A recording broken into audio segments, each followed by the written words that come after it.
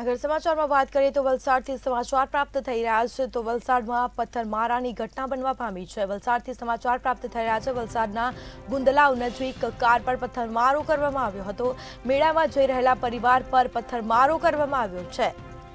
મહત્વપૂર્ણ સમાચાર કહી શકાય। એક મહિલા અને એક બાળકીને ઈજા પહોંચવા પામી છે। પથ્થરમારો કરવામાં આવ્યો હતો। કાર પર સારવાર માટે તેઓને તાત્કાલિક નજીકની હોસ્પિટલ ખસેડી દેવામાં આવ્યા હતા।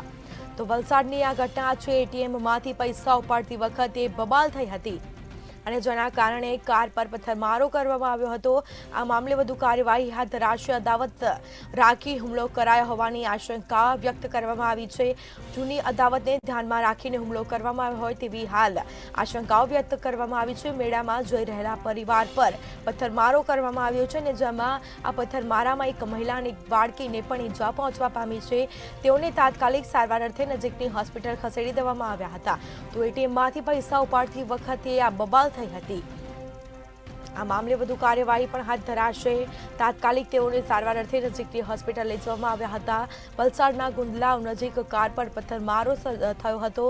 મેળામાં જઈ રહેલા પરિવાર પર પથ્થરમારો કરવામાં આવ્યો હતો।